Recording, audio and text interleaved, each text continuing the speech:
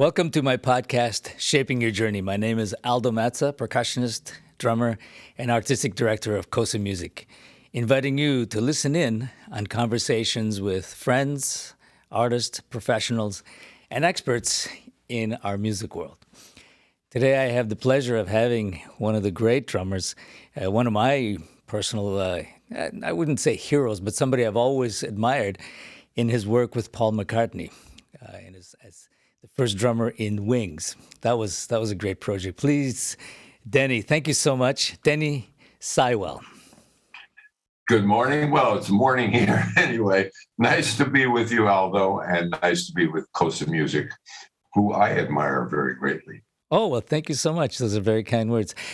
In our shaping our journey, what we're often don't talk about is what were we thinking when we take ourselves, obviously we start somewhere, and what makes us take certain roads and not others. I know you were a studio drummer, but before talking about Paul McCartney's Voyage and before that and after that, tell us a little bit of your personal background, just to get everybody settled on the...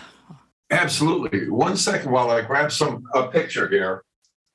This has very much to do with my personal background. This picture is a picture of my father in his band. Nice. And the only problem with it is use an accordion, go to jail, as they say. No, that was my dad.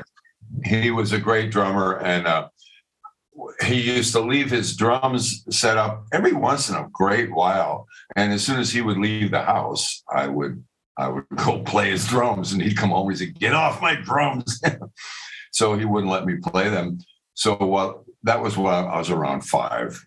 But when I was 7, he enrolled me in my hometown, had a thing called the Lehighton Boys Band. And it was just kids my age. I think you had to be 7 to join. And for 50 or 75 cents a week, you got a group lesson with a bunch of other kids. And you got to play one night a week, learn how to play marches with like 30, 40 kids. We would read and play through marches, So by the time I joined that, and I excelled kind of quickly, and they asked me to join the senior version of that, the older kids. So I had 2 nights a week and one lesson, a group lesson, which taught me to read music. It was just beautiful. And the man who ran the association was Professor Charles Frohnheiser. He had a pencil-thin mustache. He was just such a beautiful man. And by the time I was 13, I had gone through every drum book he could find. So he said, come by after school. I'd stop on the band hall on the way home from school, and he'd give me a clarinet or a saxophone or a trumpet. He said, go home and learn how to play it. He'd show me the basic fingerings, and I did that. And I originally took some piano lessons, and the piano teacher slapped my hands for faking. I wasn't looking at the music. I was playing it, though.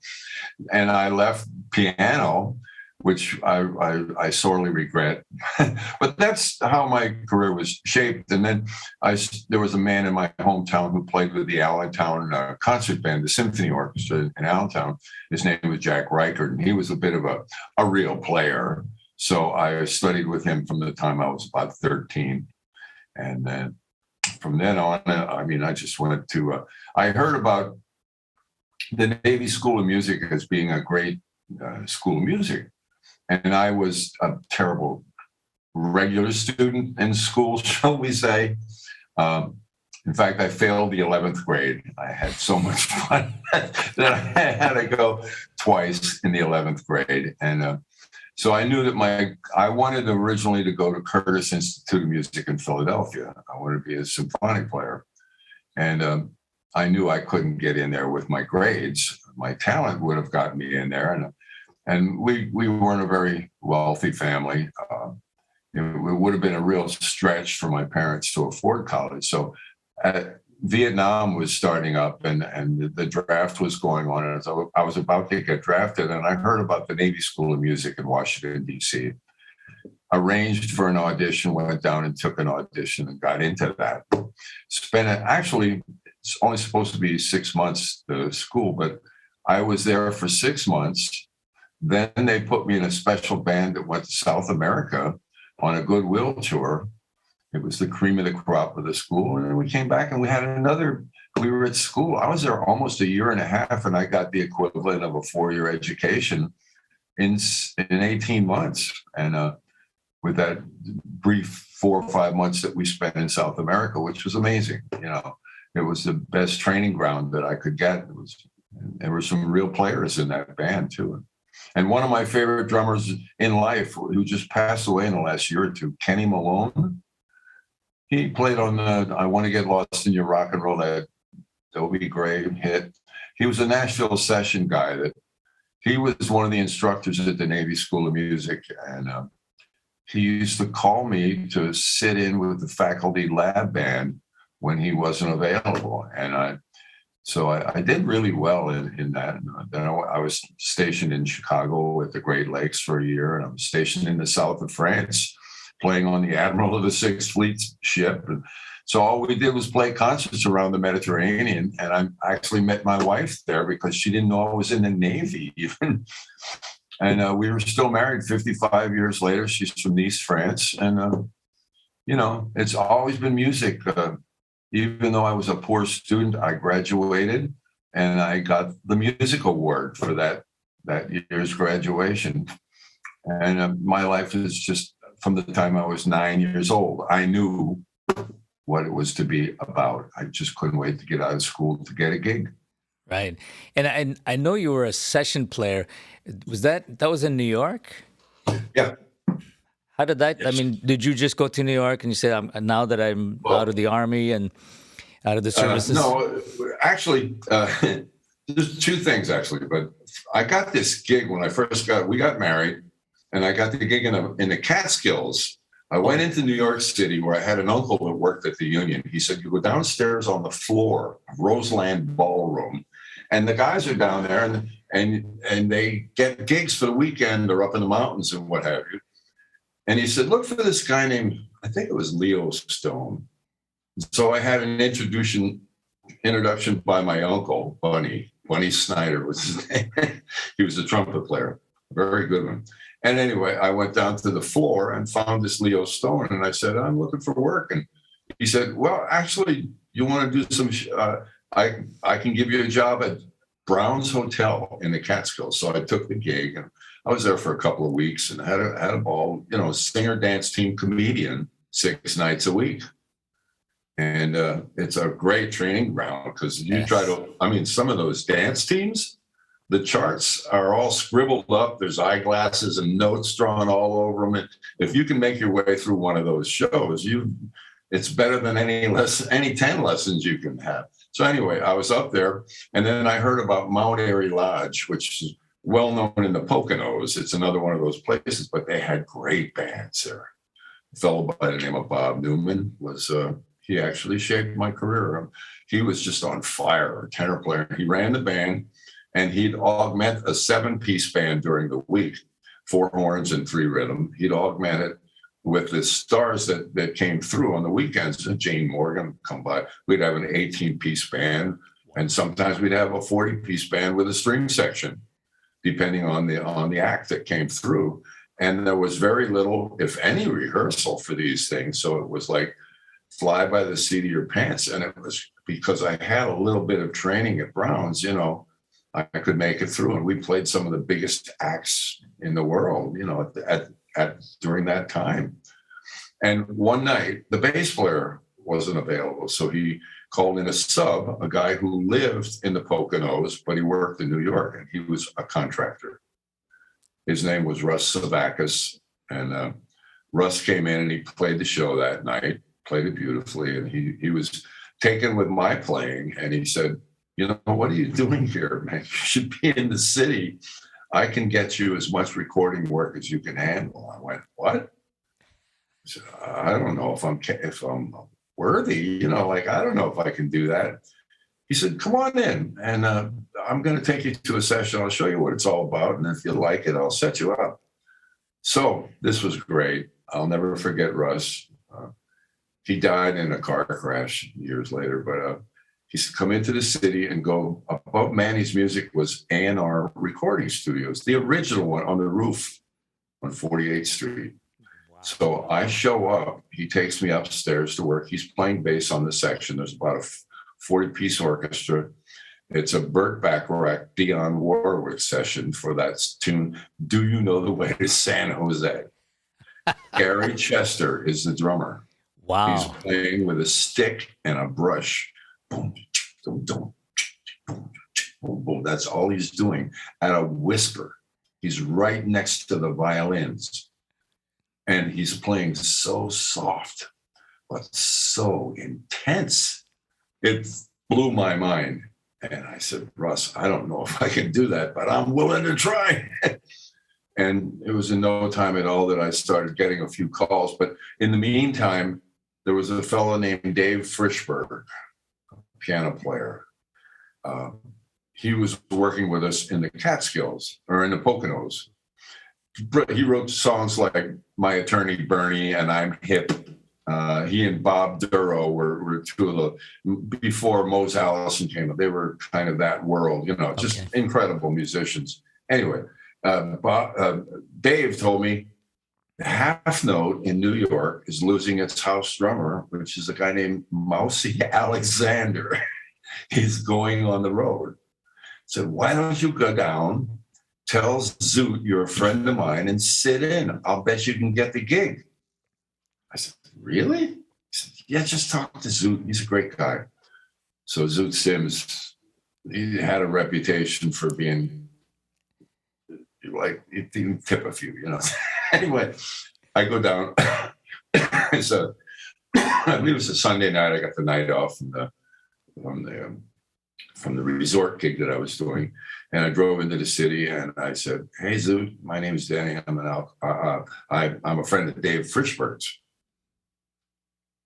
He said, oh, yeah, any friend of Dave Frischberg, sure. What can I do for you? He said, well, you said that you were losing Mousy and I'd like to audition for the gig. He says, oh, you're a drummer. I said, yeah, I'm a drummer. He goes, I hate drummers. That was his first line to me.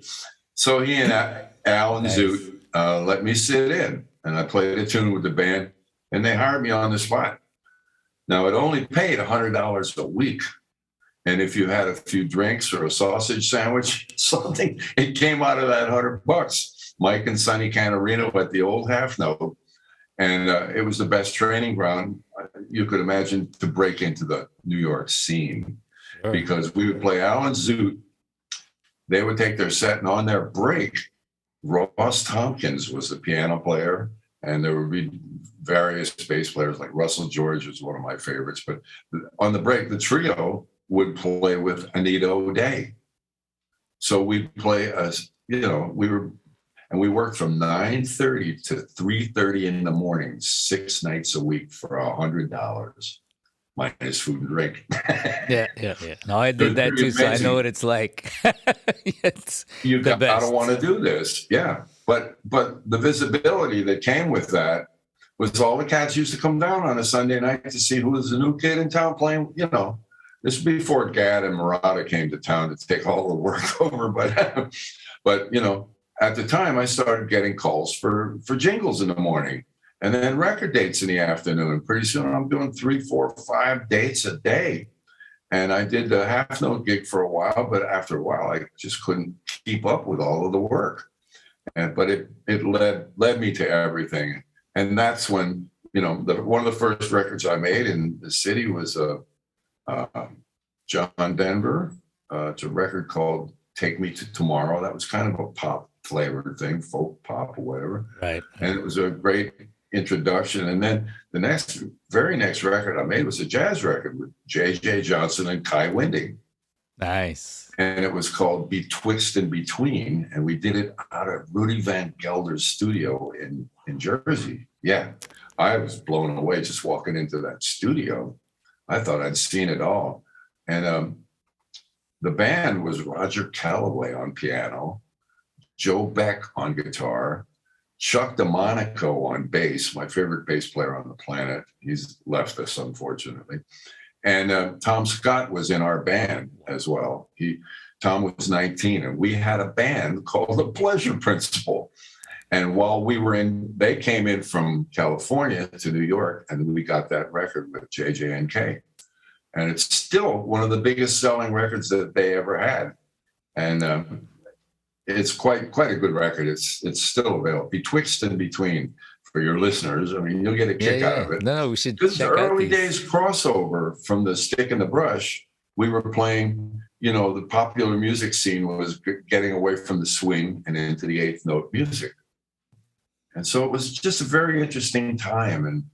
And I'll never forget one day. Tell me if I'm going on. Oh, no, this is beautiful. This is absolutely. Those days were so beautiful to me. And I remember them with such reverence. And one day we had an answering service called Radio Registry. Yes, I had that. Yeah. Yeah.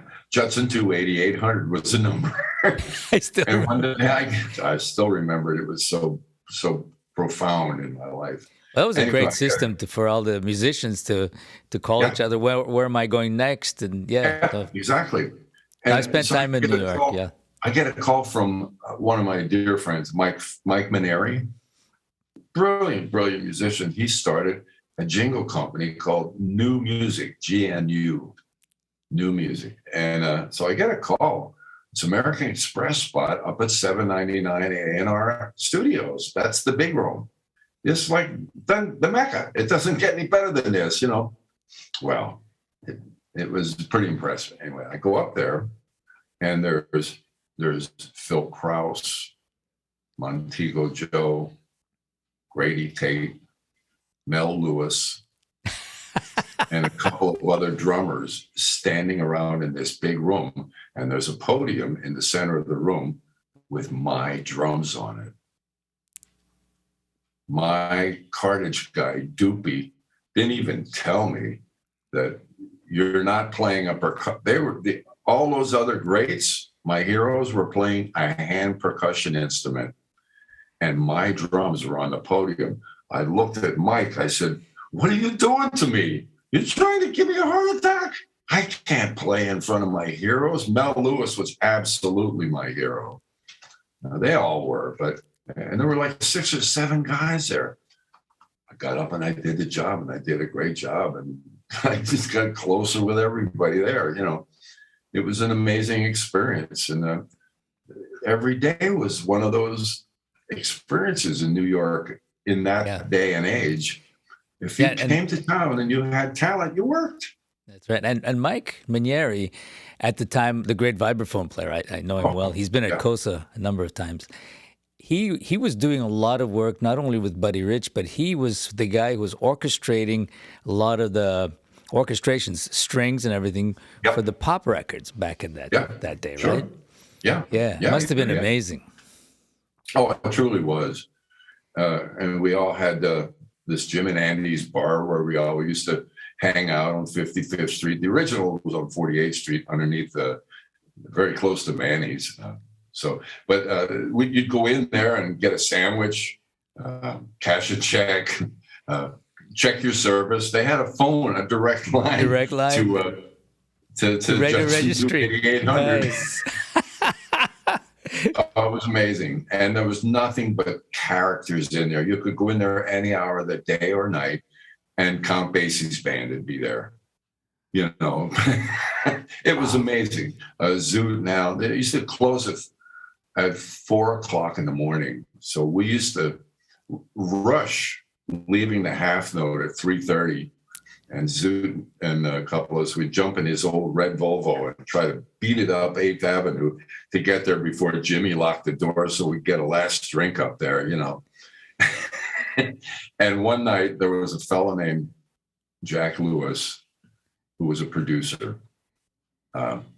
Jack had a glass eye, and Al Cohn had a glass eye.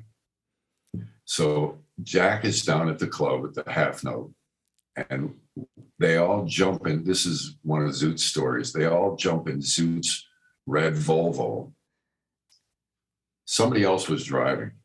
So it's the 4 of them in the car. They're driving up to catch the last drink at Jim's. And Zoot says, you know what?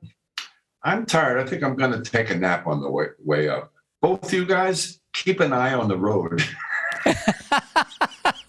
It's one of his famous lines. These kind of lines were prevalent. I mean, every day was another one, just so beautiful.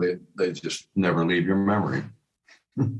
Interesting. And then, so how did while you're in New York, I mean, I remember I used to, in Montreal, study at university, and I used to play like day and night, the kind of things you're talking about, because there was a lot.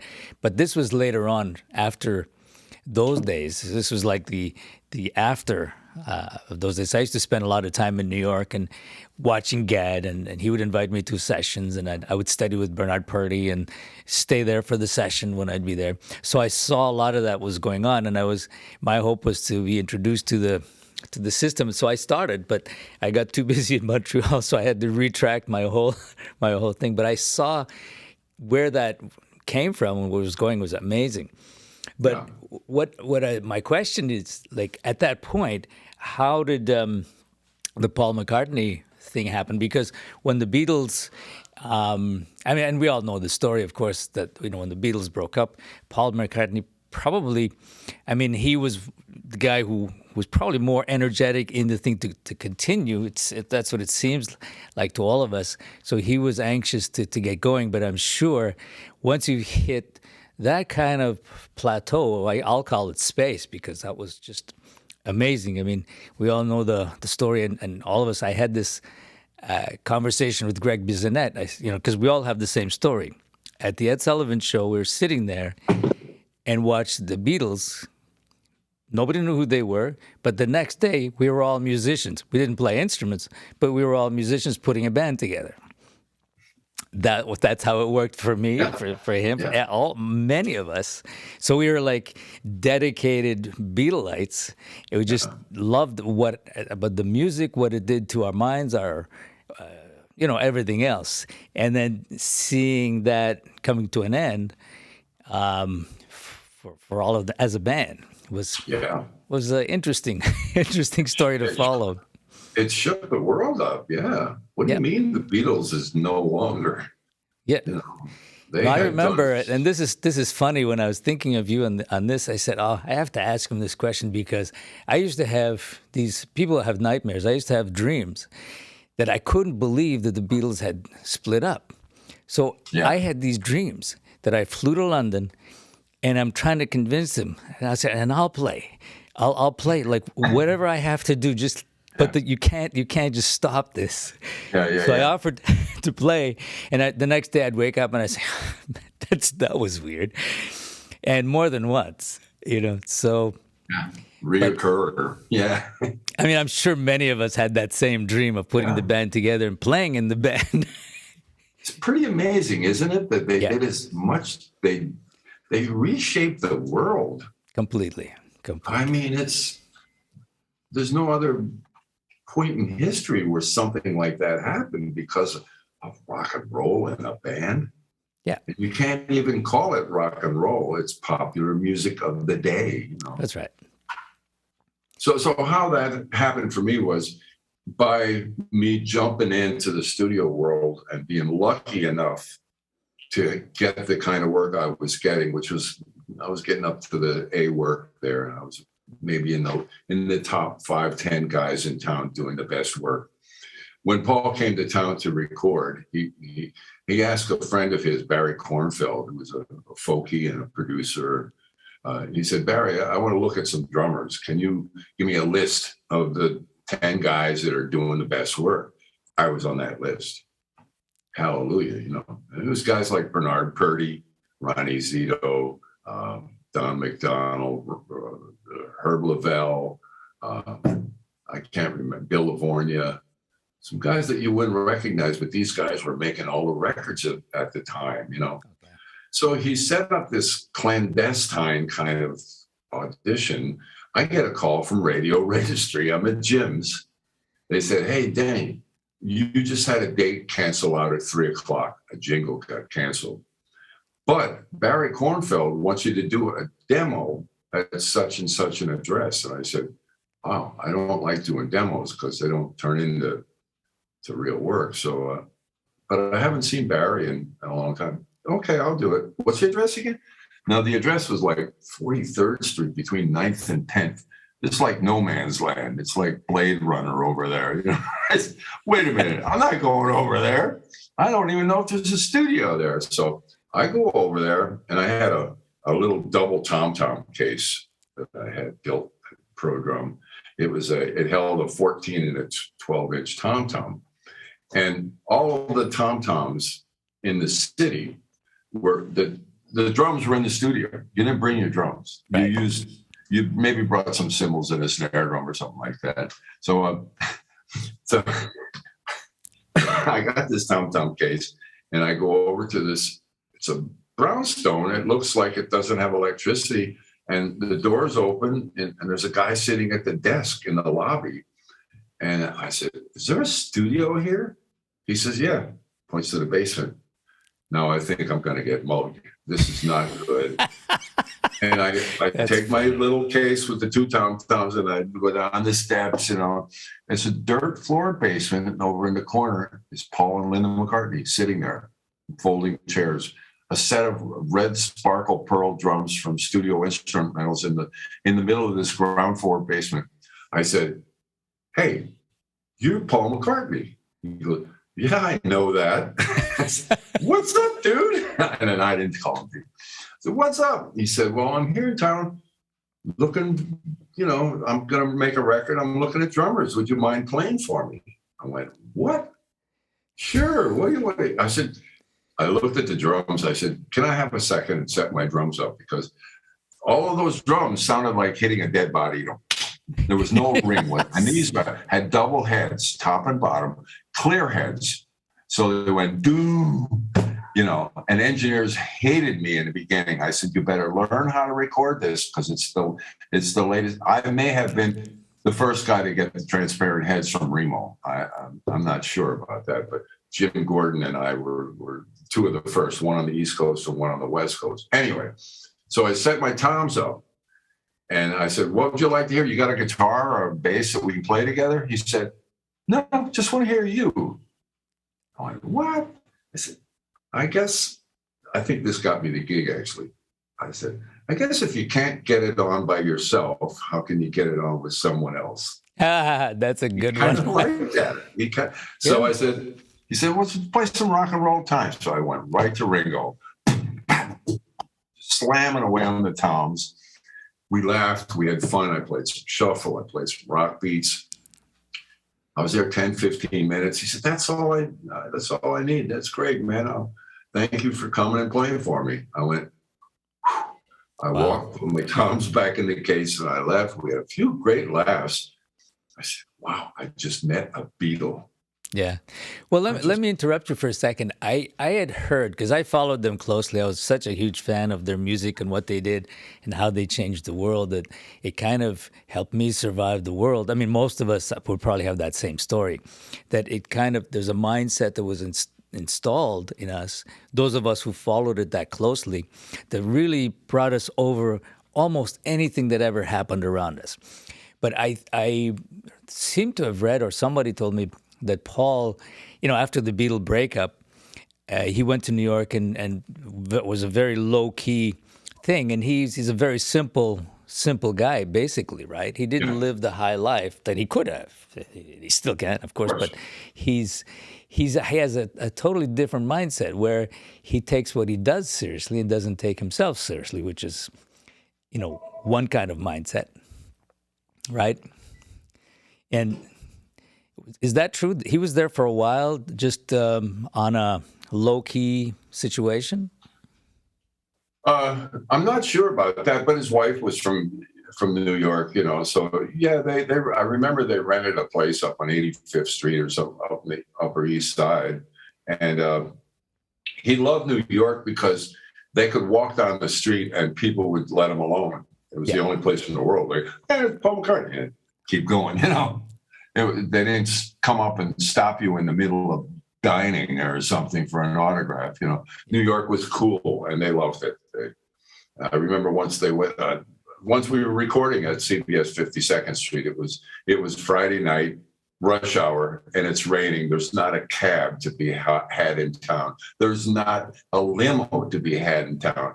I had a service that I used from Long Island called Lomto Cab. They were checkers. I called the dispatcher up. I said, Red, I got Paul McCartney here. He can't get home. Can you send a car over to pick him up?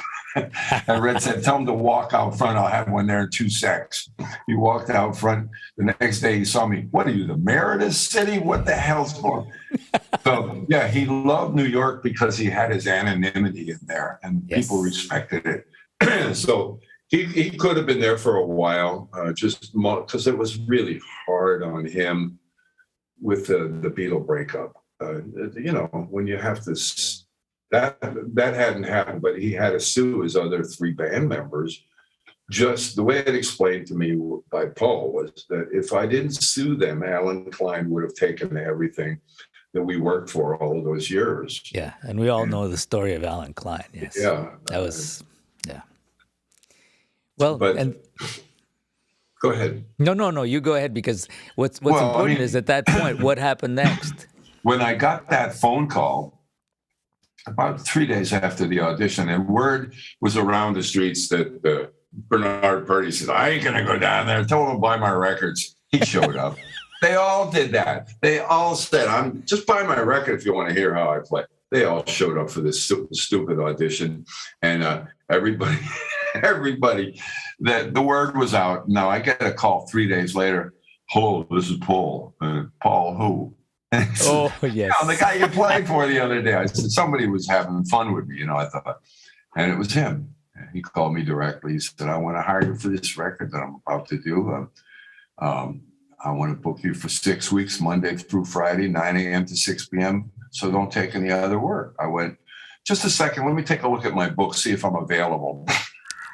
I threw everything in the air, jumped up for joy. I could not believe that I was getting hired by Paul McCartney to make this record with him. Because right now, my career was great, but not this good. This doesn't get any better than this, right?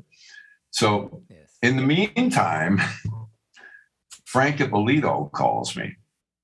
Frank ran the pro drum shop. Yes, Frank Ippolito, just as a interjection here, he was huge. I bought my first congas from him. He made my first pedal with the spokes, with the spoke wheel. He was an amazing person. Oh, great guy. Great. Running his professional drum shop. Papa Joe would be there. Elvin Jones would be there. There would be all these heavyweight cats. And I was the hot guy in town. I'm working with Paul McCartney. So anyway, Frank calls. Lenny Castro worked at the shop 13 years old after school. Wow. When I was the hot cat, I was sitting in with Mel Lewis's big band down at the Village Vanguard. He'd asked me to play the first set while he did the Kraft Music Hall. Like, magical. It was all this shit was happening to me. Anyway, Frank calls me and he says, the Museum of Famous People is going out of business and they're having an auction and they have Ringo's Shea Stadium kit. I want the snare drum, but would you be interested in buying the bass drum and the 2 toms? I said, I couldn't afford that. He said, well, let's just wait and see. I said, yeah, sure, I'd be very interested. He goes to the auction. He gets the kit. He calls me up. This is just after Paul had called me and gotten me the gig, right? So he calls me up. He said, I got the kit. I'm keeping the festival snare drum, but you can have the 2 toms and the kick. I said, how much? He said, $300. I ran down to the shop with 3 crisp $100 bills and said, bing! And I took them home. Now we're at CBS Studio for the first date with Paul McCartney.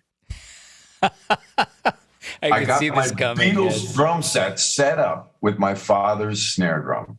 My father had a 7.5-inch Levy Broadway mahogany snare drum that Frank restained for. Anyway, so Paul walks in, shakes my hand. How you doing? You ready to go? Those your drums? And he does a double take on, it had the Beatles head on it.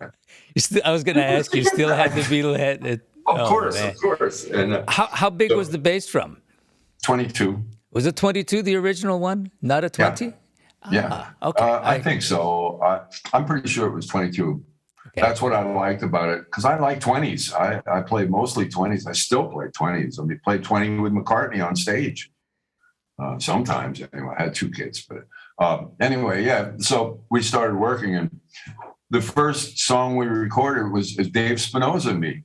He hired Dave to be the first guitar player, and it was just the three of us. Paul and Linda was in the booth with the kids making tea, and Dave and I, Paul would come in and he'd just play the song. He played the song to us on the guitar. Just another day, and so we listened to it, and then we started playing along with him a little bit, refining our parts. And first of all, that song, I don't know if you're familiar with it, but Yes. it's one of these little light rock, and then it goes to 1, 2, 3, 1, 2. It goes into a waltz, and it goes in and out of that 3 and the 4/4. And Spinoza, I'll never forget, we both looked at each other. Oh my God, this is too good. We're not used to recording stuff that's this good, And we said, we better make this right. They're going to be listening to this music for a long time, which was the case indeed. But anyway, Yes. That first track was so good. And every day, we never did more than one song a day. And we wouldn't be there he'd show up at 10:30 and we'd be out of there by 3 usually, But he'd play us a song, we'd find our parts, and we'd put down the track and call it a day. And we did that for 23 different tracks that we're recording during those sessions. And I couldn't wait to get to work, because the next day was another great song. When he brought Uncle Albert or Backseat of My Car, any of these songs, and we would go nuts. And then, so here's a question though, Denny. Yeah. I've always been curious because I know the album that's the Ram album. Ram, yeah. Yeah. The medley that's there, was that was that recorded in one take? Live completely? Yeah. Because I listened to it after we spoke the last time, and I said, because I had memories of it because I've listened to that forever, and I was always so impressed with it. I mean, I loved that song, but I said they must have pieced it together. Yeah, but then I listened to it. I'm trying to listen for the splices or where it could, and I don't see it. So I said I have to ask you. Yep, and that's 16 track. Wow. That wasn't done like 16 track guys, engineers with little coats and ties on. All CBS live. engineers. It was just like EMI, but America. And it was Ringo. One night I was hanging out with Ringo, and he goes, "Oh yeah, you probably did all kind of edits on that Uncle Albert." I said, "No, we did it in one pass." He went, "Get out of here." He would always tease me about that. And there were 2 or 3 Get on the Right Thing, Backseat of My Car, Uncle Albert. Might be one more or two that are like bits and pieces of songs put together to make the tune, the track. Yeah. And we just rehearsed a little longer on those. But if we started at 10:30 in the morning, by noon, we'd know what the part was. Usually, maybe even take a break, come back and do some passes. I don't think we ever did more than 6 takes on any song. We knew what we were doing. It was I don't know. Did you see the documentary, the roof thing, the Peter Jackson documentary? Yes, Let It When Be, Billy right? Preston shows up, all those guys kind of click their heels and snap to, we got a pro with us now. It's not just us kids from Liverpool anymore. We got a real professional. I think that's what Paul felt in that session in New York. He was working with some, the Brits always looked at the Americans, the other side of the fence, like it's so much better there. And we looked at the Brits like it's so much better there, But he really respected our judgment, and he never, apart from one time, told me what to play. That was going to be my next question, because he does play drums very well too, and he's such a genius. So I was wondering, did he ever suggest? Because when they did in that documentary with Let It Be, it didn't look like anybody told Ringo what to do. Ringo would come out with these parts, and whatever he did was fine. It was brilliant. He was so beautiful in that documentary. He would just sit back there and shut up, wouldn't say a word, just maybe hit a snare drum. And all the time he's thinking, a genius, beyond genius. Ringo's the best thing that's ever happened to the world of drumming, as far as I'm concerned. And that's a big statement, but being a jazzer that I am, but Ringo was. So anyway, we got to Uncle Albert, and I just, Uncle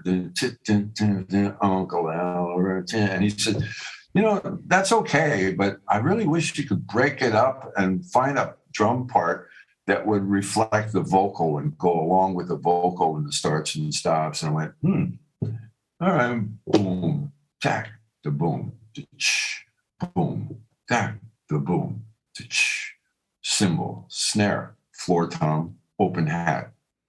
And he said, that's great. That's the only time he asked me to change something. And it took all of 5 minutes to find it. And everybody got comfortable with it. And that's the track, the way I use it. Beautiful. Yeah, I wanted to just compliment you, by the way, because when I was listening to some of those tracks again, you really were probably thinking Ringo when you were playing this. Probably. No, because Most it sounded definitely. Yeah, because it sounded like the Beatles redone in another dimension. Your touch was much lighter though. Yeah. Than Ringo's would be. And I could tell that a mile away. But it's in the spirit of it. And I said, I'm sure he's thinking Ringo while he's playing this. Yeah. Absolutely. Okay. That was brilliant, by the way, Denny. Brilliant. Yeah. No, I made, I don't know, a couple hundred records over my career, but that was far and above anything that I did.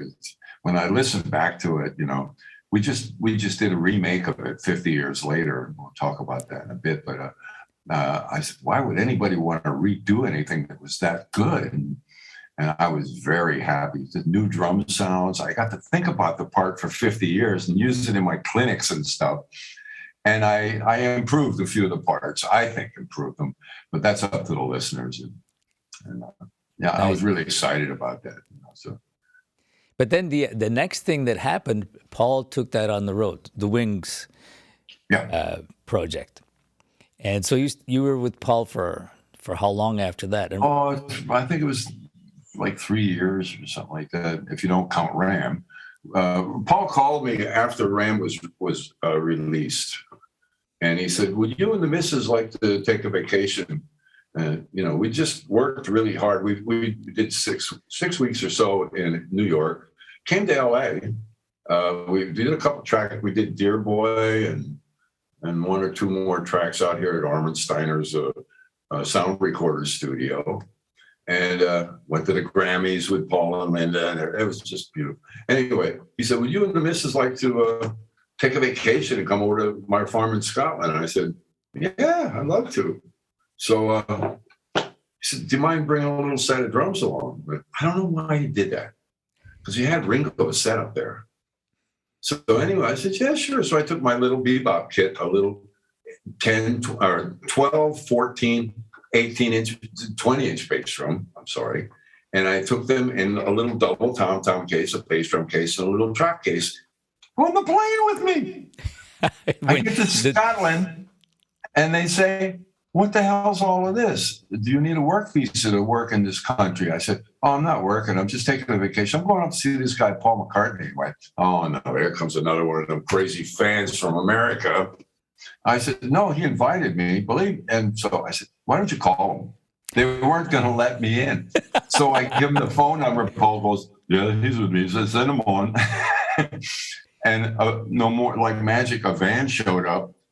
We threw all of the crap in the van and drove down to Paul's farm, which is like 120 miles away from the airport. It's all windy roads, going 25, 30 miles an hour, Yes. And that's where it all began. We thought we were having a vacation, and he said, and Hugh McCracken was there as well.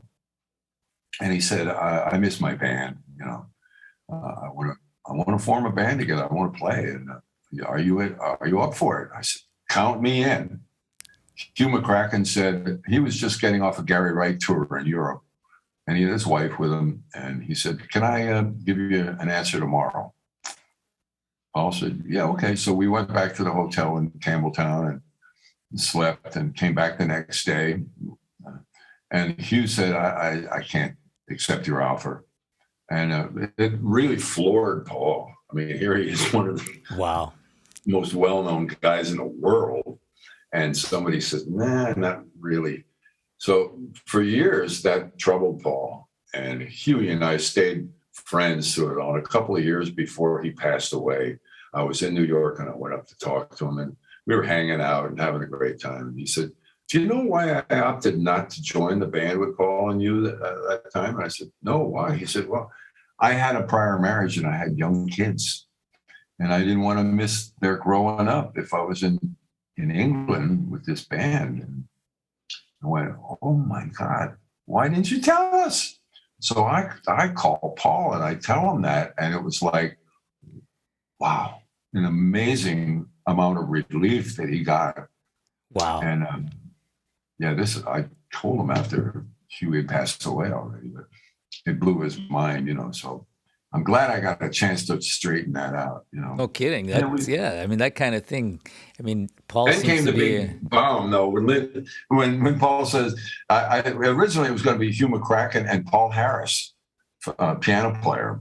That we were kicking those two names around anyway. And then Paul said, no, Linda's going to be the piano player. I said, what? Your wife is going to be does she play piano? I said, no, but I'll teach her what she needs to know. She's got a great sense of music and went to all of the rock and roll shows. I said, okay.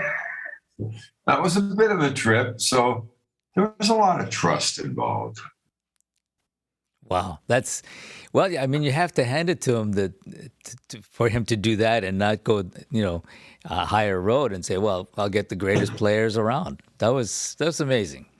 She was a security blanket. And during that rough time of breaking up the Beatles, he needed her there. And I respected it. We all did.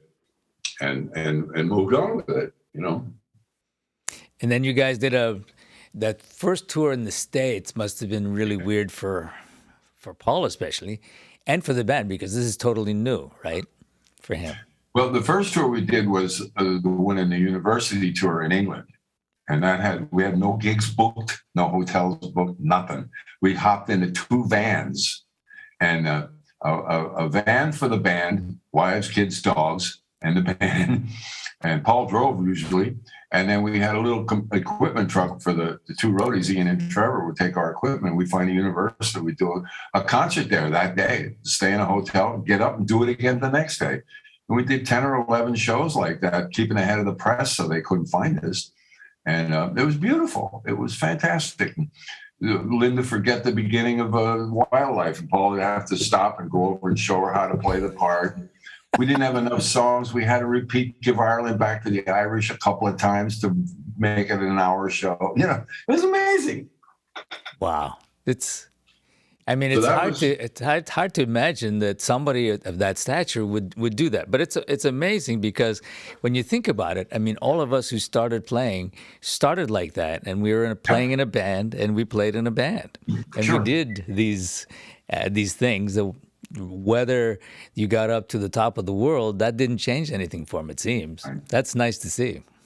Yeah. And that tour really brought us together. It was only four of us, too. Was Henry on that? Yeah, I believe Henry was on that. He wasn't on the Wildlife album, but Paul said we need to have more than just one guitar. If I play the bass, we need another guitar player. So the roadies suggested Henry McCulloch, who played with Joe Cocker and the Grease Band and a couple other bands and stuff. So Henry came by and rehearsed with us, and we all looked at each other. Perfect. Let's ask him. And now we got a quintet. We go on tour. We did that British University tour. We come back, and now he's planning all of the time. Paul's planning this big. Okay, we're coming out of the shell now. We're going to do a big European tour. We had a 70 millimeter projector. We had a screen with movies behind us. We had suits and outfits. A 60 road crew. We had the Stones mobile truck with with 16 guys recording. I mean, it was a real production. In fact, we didn't even stay in hotels. We stayed in castles. We stayed in places only McCartney could stay with his band. And we lost money on the tour. 28 cities, sold out 20,000 seat arenas, and we lose money. That's I mean, wow. Okay. And then the band went all out, I guess. Yeah. We were put on the spot, and the band Joe became a band. A band was born. And then the last one I did was like a proper British tour. And we just did all the theaters. So anyway, that's my 3 tours with the band and 2 or 3 records: Ram, Wildlife, Red Rose Speedway, and then at the end of '73, I guess we did Wildlife. We did Live and Let Die, which was a pretty amazing thing. I always talk about that because I watched him. He said they sent him the book, the Ian Fleming novel, and they asked him to write a theme for the Bond movie. I'm like, wow, that's pretty impressive. So he invited us up to the house in St. John's Wood. We went up there, and the roadies had our stuff set up in the living room. It was just a hang, just another one of those beautiful hangs, have a cup of tea and talk. And so he said, yeah, I got to write this theme for the Bond movie. He said, let me see, James Bond, it's in Jamaica. He went over to the piano and went, James, chase some. Boom, boom, boom. Boom, boom, boom. Boom, boom, boom. Boom. He's got just that part. Now he says, I got to write a melody when we were young. It was that quick. I mean, he wrote this little melody. He says, I need a reggae bit in there because it's in Jamaica. What is it? Chick, boom, chick, chick, boom, chick. So now he's got the whole damn song in 15 minutes. He put it together. We jump on our instruments and we start playing it with him. So now we kind of he must have run a 2-track or something. He took a little tape and he sent it to Martin, to George. So now a week later or a few days later, we're in the studio.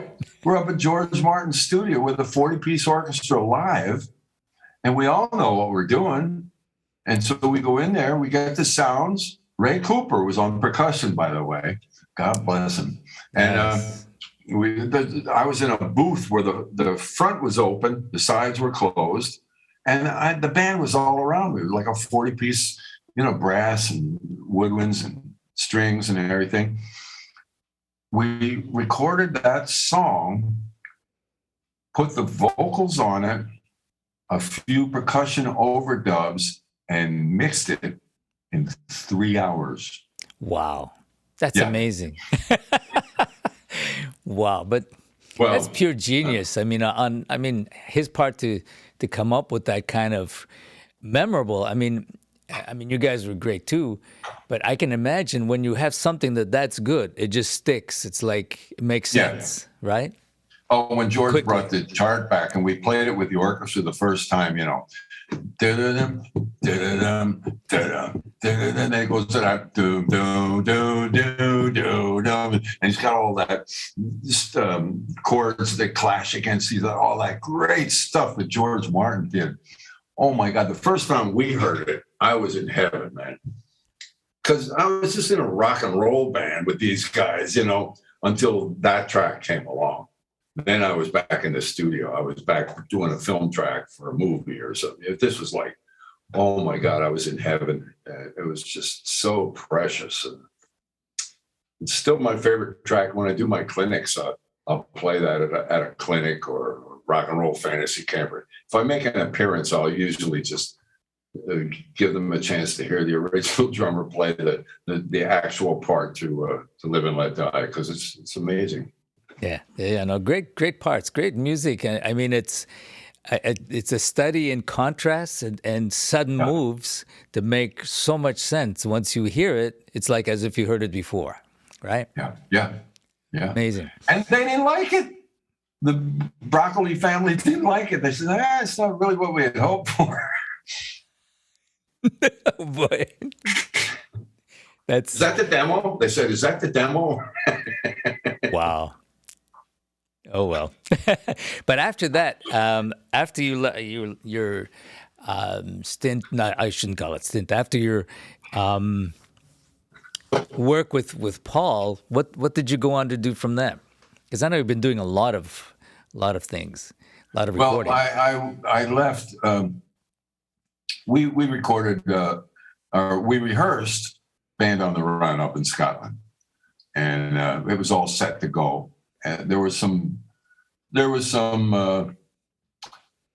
trouble, some financial issues brooding, and the guys were complaining. The agreement as made in the beginning was not being kept as a result of the court receivership of the Beatle breakup. That's all.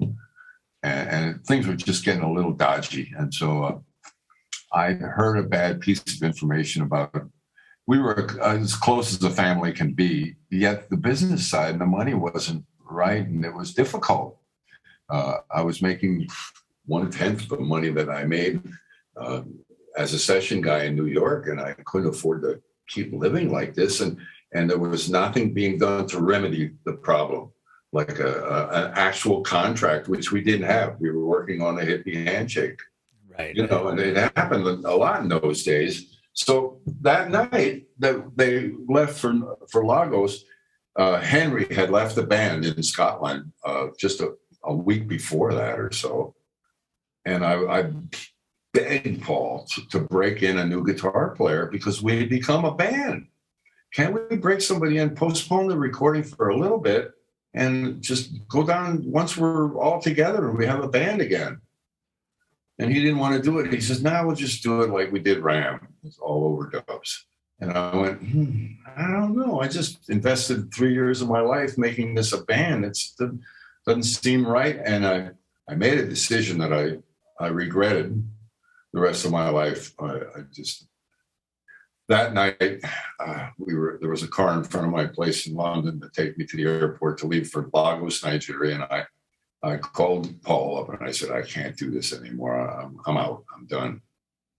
And I realized that was a shitty thing to do. I mean, excuse my French, but it was really an awful thing to do to let him down like that. He and I started it.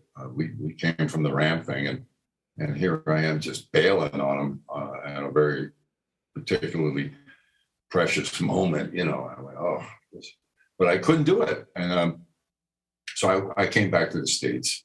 And I didn't want to go back to the rat race in New York. So I said to my wife, I said, "Let's go to California. We know a lot of people there. It's after this gig, the door should be open. I can go do the movie soundtracks. I wanted to play in the orchestra. I was tired of bands, So I came to California, and they thought I was an English rock and roll drummer. They didn't know that I was a reader and classically trained and all that stuff. I had a hell of a time getting in out here, except for guys like Chuck DeMonico. He would tell all of the contractors, said, "You need this guy on your list." And in the, I started doing records out here because of that connection anyway. Everybody wanted Paul McCartney's drummer on their record. And so I was doing okay. And I did a lot of jingles with my friends from New York, but I really wanted to do the films. And then James Newton Howard started calling me for his blockbuster movies where you're part of the 110-piece symphony orchestra. You're just one of 7 or 8 guys in the percussion section with Emil Richards and Joe Picaro and Larry Bunker and Bob Zametti and Larry and Michael Fisher and all those guys. I was out of my league totally, but they gave me the simple parts to get my feet wet, and usually the bass drum, the Gran Casa, and because of my reading, I didn't step on it too much, and I was in. And pretty soon I'm doing all of James Newton Howard's films, and I'm part of the section. These guys were. One day I had a piccolo snare part. Joe Picaro's on one side of the stage. I'm on the other side, 40 feet apart. We're playing a piccolo snare part, triple pianissimo. with measured rolls and everything. I am about to crap my pants on the first pass because it's got to sound like one drum in stereo, and pulled it off. After that, I said, throw it at me. I'm ready for anything. Too much. And I know Emil was a good friend. He came out to Cosa many times, and he's a guy that used to bring grappa back from Italy all the time because he's Italian, of course, Emilio Radocchia. And he spoke Italian. He spoke pretty well, too. Yeah. What a great guy. But he did a lot of those movies, right? And he was such a gracious person. It's scary what he did. I mean, he was the one responsible for getting all these composers. He showed them odd times. I mean, we all wanted to kill him at first, He showed these guys how to write the picture using odd times. And so I don't know if it was a lot different before Emil got his 2 cents in there. And he showed these guys how to use odd times in their scoring. And I'll never forget on a film called Waterworld, it was like 1 2 3 1 2 1 2 3 1 2 1 2 1 2 3 1 2 1 2 3 1 2 3 1 2 3 1 2. There's a bar 1 4 in the middle of all that 5 8 nonsense and all that. Like, come on, guy.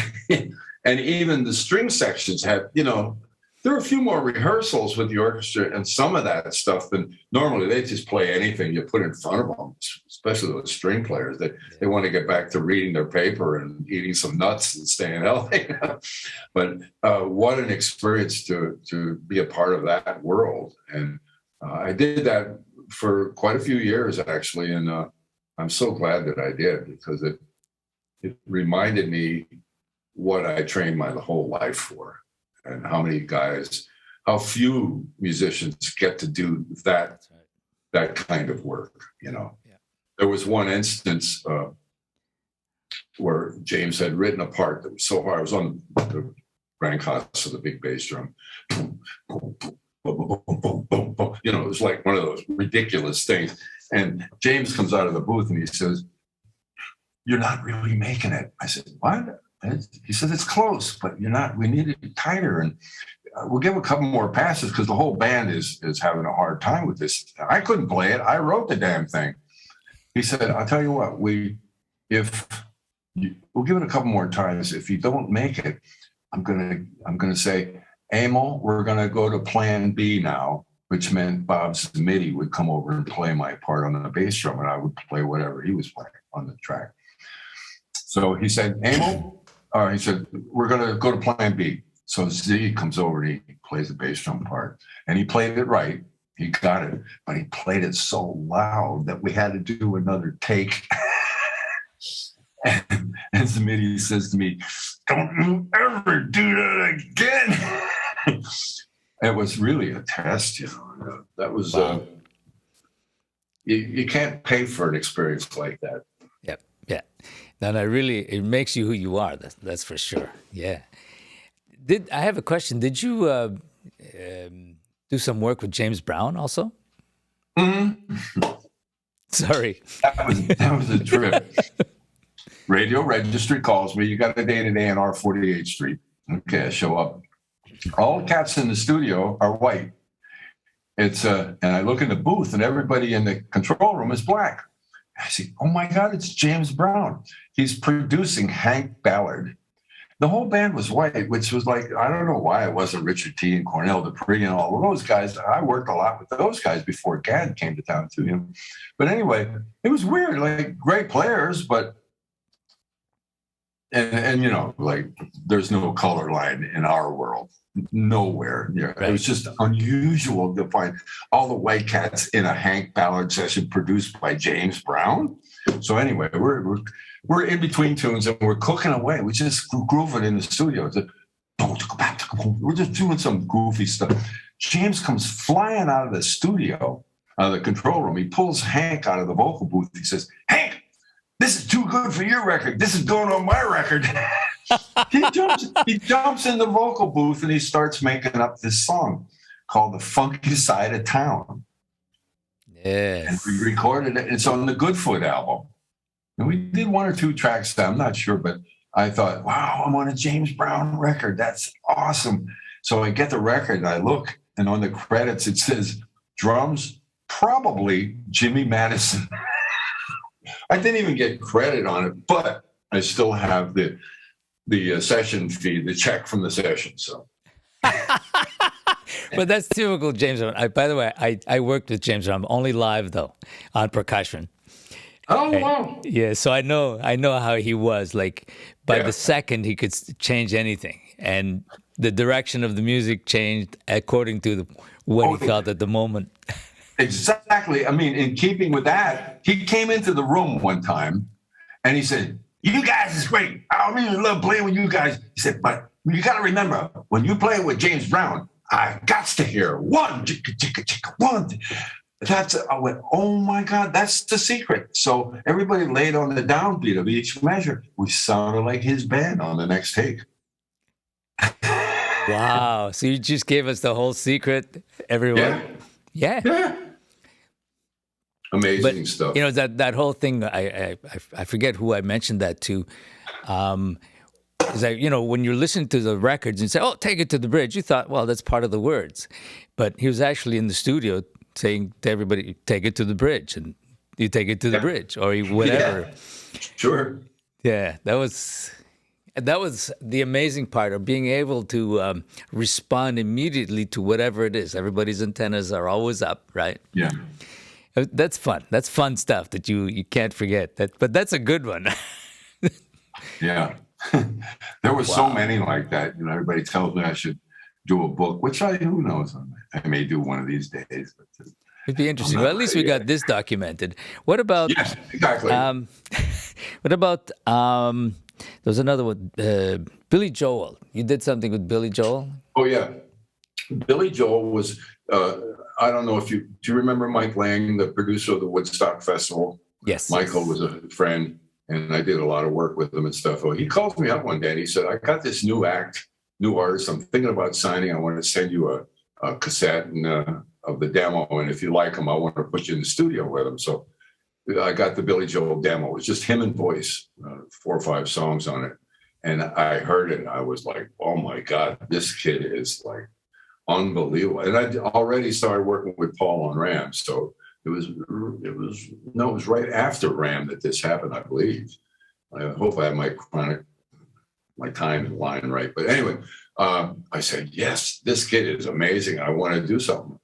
So Michael sets me up, and in those days, we didn't even think about contracts or anything. I just said, "Yeah, let's do it." I get my guys, Jerry Friedman on guitar, Andy Musan on bass. I think I had either Pat Rebelo or Paul Griffin on organ, keyboards. And we went to Ultrasound in Long Island, and we started recording this Billy Joel album. And he was amazing. He had just gotten out of a nut house, in the nut house for some breakup with a girlfriend or something. And he wrote this record in 2 or 3 weeks. They stuck him in an apartment with a spinet piano, and he wrote Cold Spring Harbor. So we're in the studio, and he's amazing. He's got classical piano chops. We can't slow him down enough. And so I had the engineer go get him a bottle of gin one night. I said, "Drink, maybe it'll slow down." And he drank. The more he drank, the faster he played. So we couldn't get him to lay back. And so now we're waiting for him for the gin to take effect. And he starts making up a blues and impersonating voices, Henry Kissinger and Leon Russell and Paul McCartney and Joe Cocker and Nick Reagan, and you name it. And he'd do a verse and all these different voices. And I look at the engineer, I said, "You're recording this, aren't you?" He goes, "Oh, I didn't know you wanted that." Oh, it was brilliant. So I got halfway, I did maybe 4 tracks.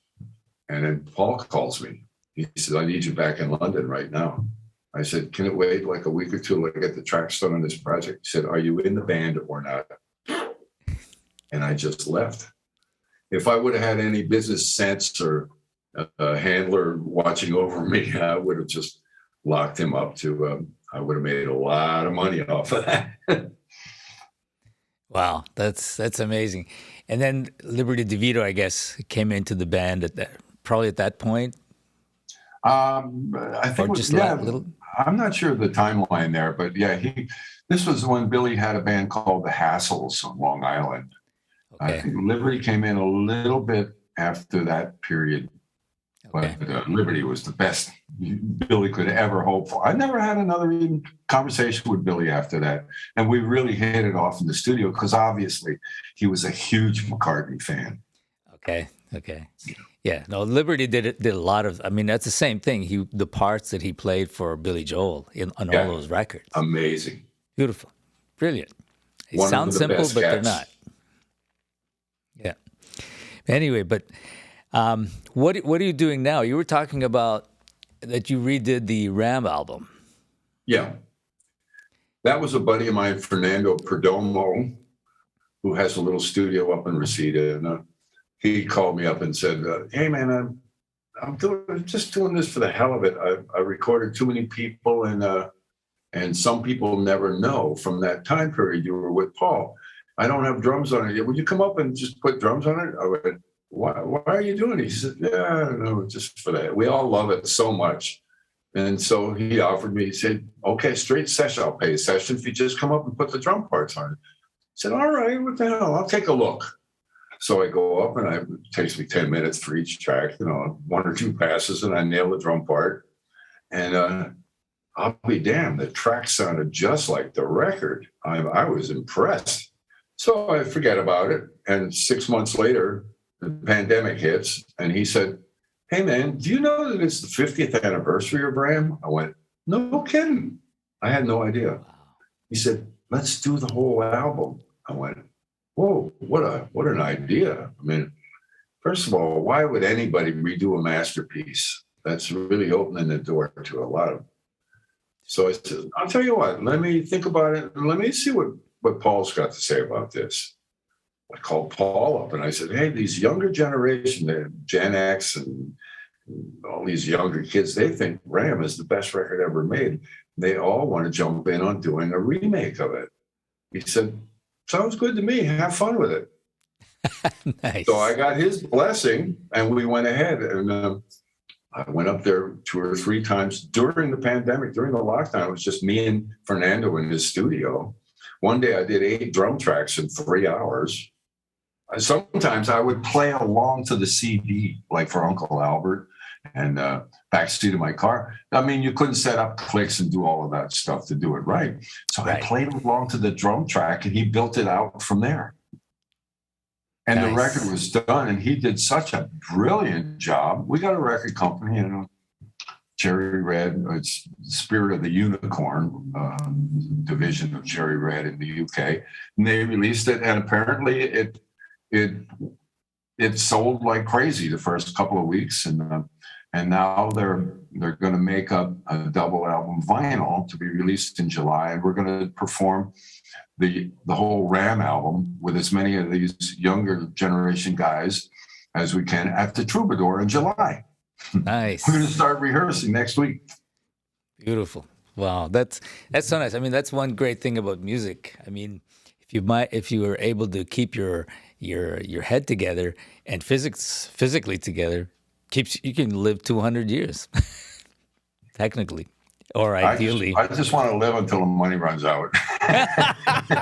But this is so much fun, Denny. Yes. It's amazing just to even talk about it and those experiences, I mean, that you've had and all those decisions that you've had to make. I mean, that's about, talking about shaping your journey and making the right decision. Like, is there a right decision? But you have to make decisions, right?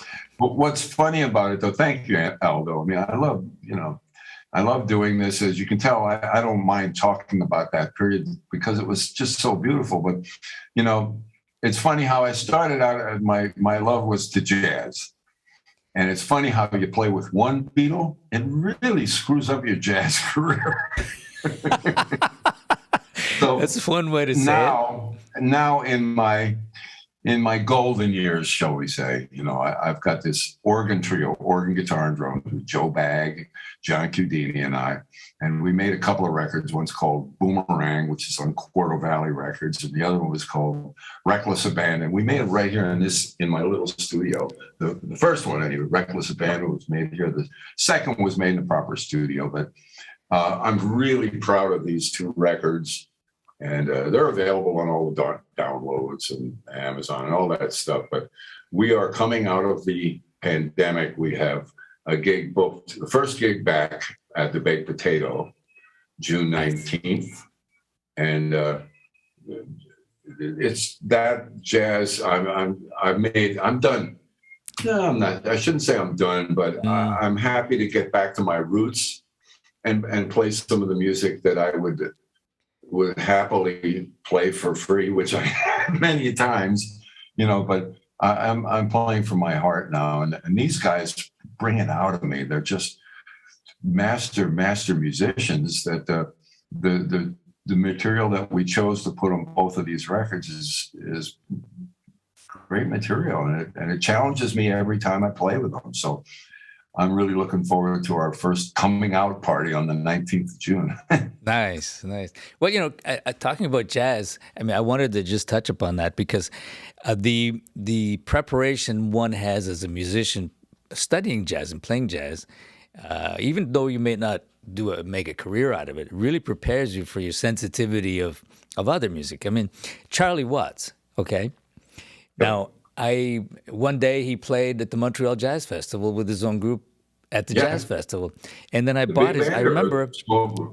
Yeah, no, it was a fairly big group, and then he also had an album out, and I had I bought thousands of albums. I had like 5,000 LPs collections. I just listened to everything, and I looked through, and I still have it. Charlie Watts, his jazz record, one of them. Yeah. And so, he used to go to New York and listen to Charlie Parker and all the clubs. Yeah. So that sensitivity, that aesthetic spills over to the Rolling Stones. That's sure. Weird. It sounds weird, but without that, it would probably have not been the same. Would you agree with that?